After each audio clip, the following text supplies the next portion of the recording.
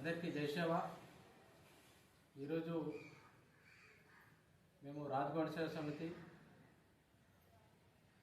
మా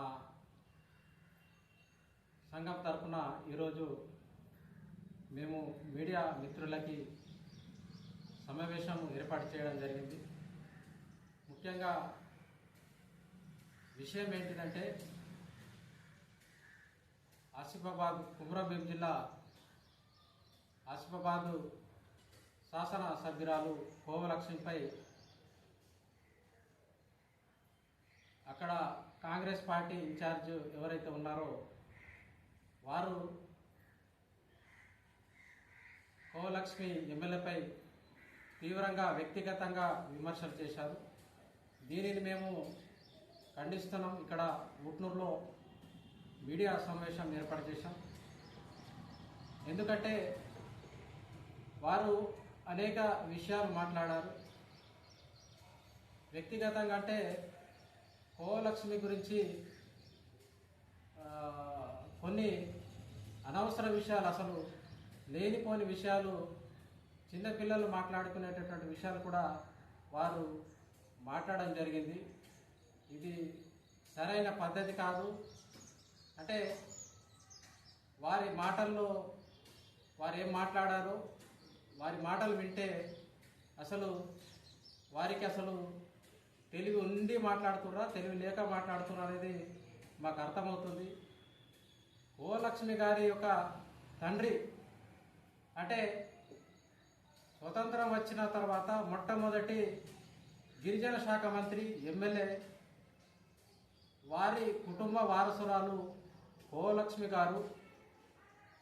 అలాంటి వారిని మీరు విమర్శిస్తున్నారంటే మీరు కోవలక్ష్మికి కొత్త రాజకీయాలు నేర్పుతున్నట్టు, ఆర్థిక విషయాలు, ముఖ్యంగా ఆర్థిక విషయాలు కూడా మీరే అన్నీ ఉండి చూస్తున్నట్టు చాలా విషయాలు మాట్లాడారు.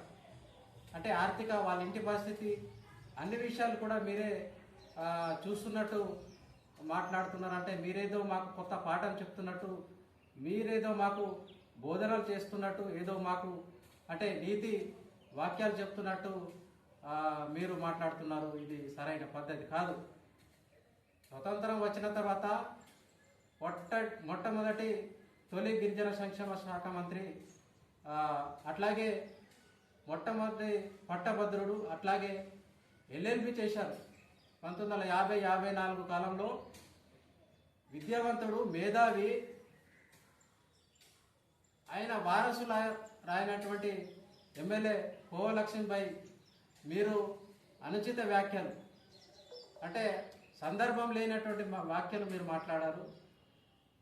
ఒక సంపన్న కుటుంబం అంటే విద్యాపరంగా కావచ్చు, సంస్కృతి సాంప్రదాయాల పరంగా కావచ్చు, సంస్కార విషయంలో హుందాతనంగా అంటే జీవించేటటువంటి కుటుంబాన్ని మీరు అది కోవలక్ష్మిని కించపరచడం కాదు. యావత్ రాజగోడ సేవ సమితి అట్లాగే ఆదివాసులపై మీరు కించపరిచే విధంగా మీరు ఈ ఆదివాసీ సమాజం ఏదైతే ఉందో వారిని చిన్నచూపు చూసే విధంగా మీరు మాట్లాడడం సరైనది కాదని మేము ఈ సందర్భంగా మిమ్మల్ని తెలియజేస్తున్నాం. ఎందుకంటే ఆమె సర్పంచ్ నుంచి జెడ్పీ చైర్మన్, తర్వాత ఎమ్మెల్యే, ప్రజా జీవితం నుంచి అంటే ఒక గ్రామం నుంచి వచ్చినటువంటి రాజకీయ నాయకురాలు ఆమెకు ఉన్నటువంటి అనుభవం మీకు కనీసం ఒక చిటికెడంతా కూడా లేదు. మీరేదో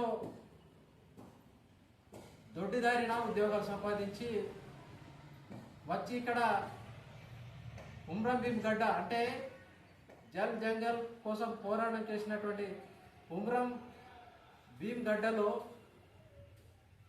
మొట్టమొదటిగా అక్కడ విగ్రహము, మ్యూజియము, తర్వాత రోడ్డు వ్యవస్థను, అట్లాగే జిల్లాను తీసుకొచ్చినటువంటి ఘనత కోవలక్ష్మి గారిది. అలాంటి చరిత్ర ఉన్నటువంటి నాయకురాలపై మీరు విమర్శ చేస్తుంటే ఇది యావత్ ఆదివాసీ సమాజానికే ఒక మాయని మచ్చగా ఉంటుంది. కాబట్టి మీరు జాగ్రత్తగా మాట్లాడాలి. మేము రాజగోడ సేవ సమితి తరఫున మేము హెచ్చరిస్తున్నాం.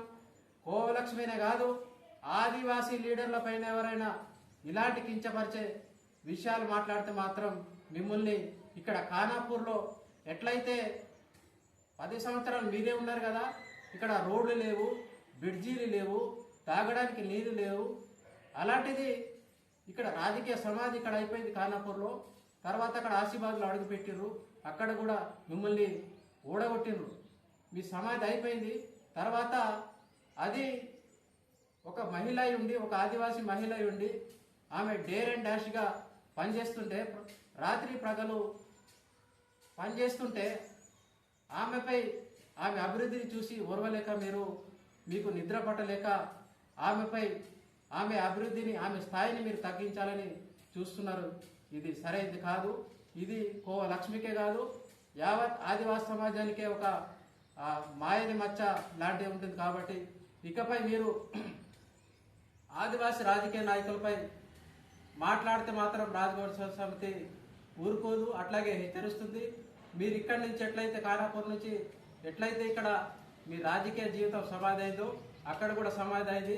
మీకు ఎక్కడ ఇప్పుడు స్థానం లేదు. ఆ స్థానం లేకపోవడం వలన ఆమెపై మీరు దాడి చేస్తుంటే మేము ఊరుకునేది లేదు కూడా అని ఈ సందర్భంగా తెలియజేస్తున్నాం. ఇకపై అనుచిత వ్యాఖ్యలు కానీ లేకపోతే ఇంకా ఇతర విషయాలు మాట్లాడితే మాత్రం బాగుండదని ఎవరైతే అజ్మీరా శ్యామ్ నాయక్ ఎవరైతే ఉన్నారో కాంగ్రెస్ పార్టీకి సంబంధించినటువంటి ఇన్ఛార్జి, ఆయనను హెచ్చరిస్తున్నాం. ఇకపై అలాంటి విషయాలు కానీ ఎవరిపైన కూడా మాట్లాడొద్దని తెలియజేస్తున్నాం. ఎందుకంటే ఇది స్వతంత్రం వచ్చిన తర్వాత కాదు, కుమ్రం భీము పోరాటం చేసిండ్రు. మీకేం చరిత్ర ఉన్నదయ్యా? మీరు పెద్ద పెద్ద నీతి బోధలు చేస్తున్నారు. అక్కడ అంకుషపూర్ రాజు ఉన్నాడు, ఆసిఫాబాద్లో గోండు రాజులు ఉన్నారు, ఇక్కడ ఊట్నూరులో గోండు రాజులు ఉన్నారు. మీకేం చరిత్ర ఉన్నదయ్యా? లేనిపోని మా ఎమ్మెల్యే కోవలక్ష్మిపై మీరు లేనిపోని అనుచిత వ్యాఖ్యలు చేస్తున్నారు. మా చరిత్ర మీకు తెలియదు. అట్లాగే కోట్నాక భీమరావు ఎన్నోసార్లు ఎమ్మెల్యేగా పనిచేశారు, అట్లాగే మినిస్టర్గా కూడా పనిచేశారు. చదువు పరంగా ఆయన మేధావి. అలాంటి కుటుంబం నుండి వచ్చినటువంటి ఆ ఎమ్మెల్యే గారిని మీరు ఆమెకు చదువు లేదు, సంస్కారం లేదు, ఆర్థికంగా ఇది అయిపోయింది, నేనేదో చేసిన అన్నట్టు మీరు మాట్లాడుతున్నారు కదా, ఇది సరైనదే కాదని మీ సందర్భంగా హెచ్చరిస్తూ మేము ఇకపై ఇలాంటి వ్యాఖ్యలు చేయకుండా ఉండాలని శ్యామ్ నాయక్ గారిని ఖబర్దారని ఈ సందర్భంగా మేము వార్నింగ్ ఇస్తున్నాం. జై రాజగోడ్.